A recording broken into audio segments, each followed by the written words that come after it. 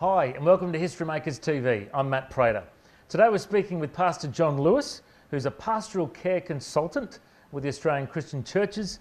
He's also been a senior pastor for many years in Brisbane, and he had a run at politics. He's done all sorts of things. Welcome to the show. How are you, mate? Great, Matty. How are you? Very good. It's great to have you along. Now, I've seen you preaching for many years. I know you've travelled around the world. You've written books. Let's find out a bit of your history. Whereabouts were you born and raised?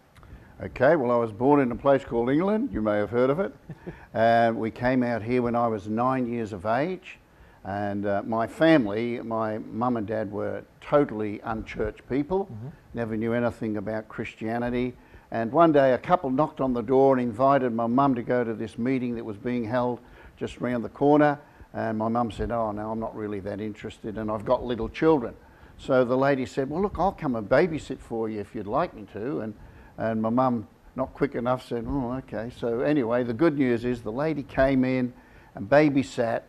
Mum went there and got gloriously saved. My dad saw such a transformation, he got saved. You know, the wonderful thing about that, Matt, one knock on a door, one little invitation. I'm a pastor. Both my sisters have married pastors. And so the godly influence from one knock on the door is phenomenal, isn't it? What really can happen with just an invitation? Yeah, you never know what an opportunity like that could end up having an effect on. And you also worked, I know you worked as a plumber for a while. Yes. Tell us how you got into ministry. Well, I was plumbing for a while and then I went teaching for a while, and I was teaching in a place called Shepparton in northern Victoria. And a friend of mine that I'd known for many years by the name of David Cartledge invited me to join him up in Townsville as his youth pastor. The education department in Victoria had bonded me. They think they put a lot of money into training me, so I was bonded. And if I went up to Townsville, it would have meant that I had to break my bond with the education department. But I tried to put this invitation to one side, but it kept on nagging, as often the voice of the Holy Spirit is just quietly persistent. Anyway, long story short, Matt, is that I did quit the education department, went up to Townsville, and had 4 of the best years of my life. I then broke into full-time ministry while I was up there, and I thank God for that opportunity. So 4 years at Townsville. Where did you end up after that? I went to a church called Stafford Assemblies of God, and from there we built a church in Flockton Street, which was called Northside Christian Family, and I was there for 31 years. What an incredible legacy, 31 years. Of course, the church is now called Nexus Church. It's called Nexus. And pastored by Murray Averill, Yes. who was the school principal Yes. of the Christian school that you founded there. Yes. So he had good training with you, and then you kind of passed the baton over to him. Yep. And it really is an incredible story of growth. Like a couple of thousand people part of the church, and I think the legacy, you'll never realise how much of an impact it's had. I mean, my kids go to the school there, Northside Christian College. They love it. You know, it's the best thing. You really had to go through a lot to get that school started as well. Tell us a bit about the dream to start a Christian school. Well, I was greatly inspired by my friend David Cartledge up in Townsville, who'd started a school. And I thought, what a wonderful opportunity for the church to give our kids not just an education, but a godly perspective of education. So that was my great desire, having been in the education department. And the wonderful thing is that, you know, we started with 13 students downstairs in a little room, and I think they have something like 1,300 students now. And of course, I had no idea that's the magnitude of the growth. But you're right about the influence, Matt, because I travel all around Australia, and I'll get people come up to me after a meeting and go, "I went to your school," or "I went to your church," or anything like that.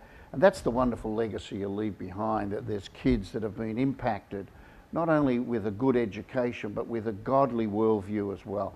And that's so important, I think. Now, John, one of the great things about your preaching, when you travel around and you speak, you like to have a bit of a laugh. Do you think it's important that the church lightens up and learns how to have a bit of a laugh these days? Yeah. Well, I think I'm a bit of a joker by nature, Matt. I think some guys try to be funny and they ought not to be. But I think if you have a little sense of humour and you don't overdo it, because I've been known to overdo it on occasions. But if you can put a little bit of humour there, it's like you're getting them to laugh, and while they're laughing, you can knock them out, that sort of thing, you know. They relax more when you're laughing. And the balance of that is not to go ridiculous where they lose confidence in what you're saying because it's too funny, but just a little humour here and there can be a very, very great, powerful tool of communication. Don't go anywhere. There's another amazing guest coming up soon on Historymakers TV. And your current role with the Australian Christian churches, you're actually helping pastors who are in a transition phase.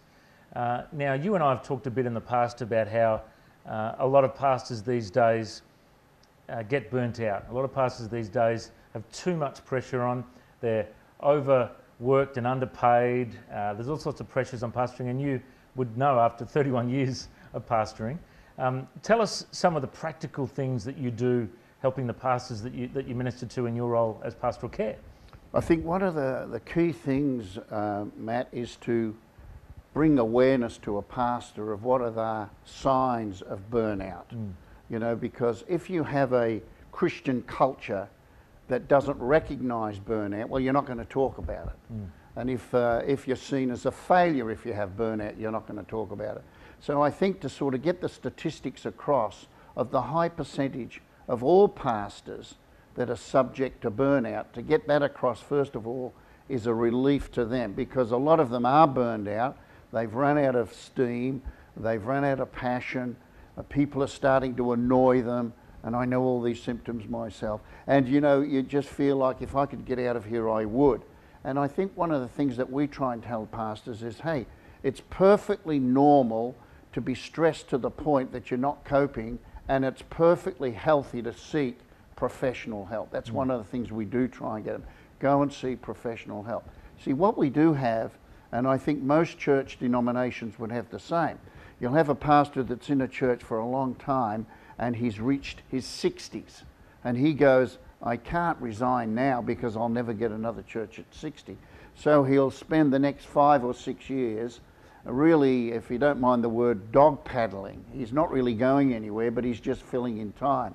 Now, the sad thing about that is the church is the one that really suffers.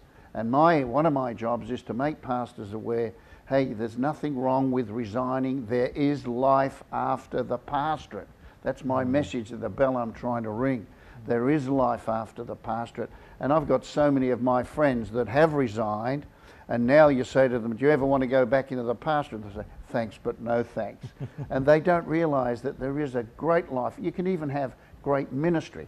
I am probably busier now, preaching more now than I ever did when I was in my local church. So you don't have to stop ministering, but you don't have to pastor. You don't have to take the charge of a church. That's a wonderful concept to have. And some of my friends that have been retired for a while are now doing missions. They go overseas and they'll teach in a Bible college for a couple of months, come back home, and doing things like that, helping young pastors who are pioneering work, being advisors to guys that are just starting off. There's so many things that pastors coming up to that retirement age can do, and do very effectively, because they've had the wisdom, they've had the experience, and they can be very helpful. Now, I understand recently you went to Egypt and did a bit of a pastors' conference and really had a great move of God there. Do you want to share that with our viewers? Well, yeah, thank you for the opportunity. We had 150 pastors in this seminar, and it was a wonderful opportunity to talk to many different denominations. It was right across the board. But I remember this particular occasion when we were just talking about the need for pastoral leaders, ministers, who are really trying to head up churches to have a great hunger for the presence of God. And I was talking about the presence of God in Acts chapter 4, how that when they were praying, the place shook and, you know, things happened. And I was just talking through my interpreter. We were sitting down like this. I was not getting excited or anything like that, just quietly talking.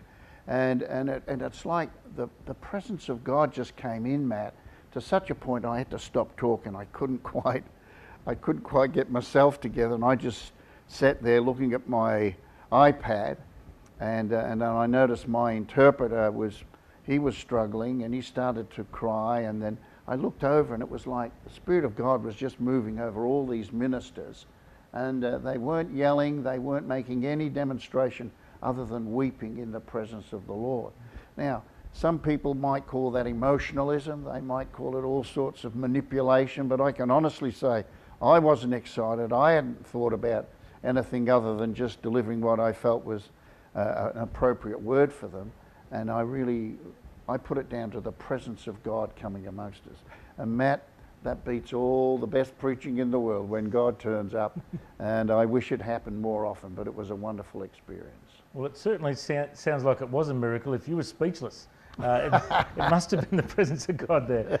Fantastic. Well, John, I just wanted to say thank you for being such a great father in the faith in our nation. You've led the way for a lot of younger pastors, and you continue to travel around the world and you're just a great example to all of us. And I reckon you're a history maker, mate. Thanks for joining us. Thank you very much, Matt. It's my Thank you so privilege. much. Thank you. You're on Historymakers TV. We'll continue real soon.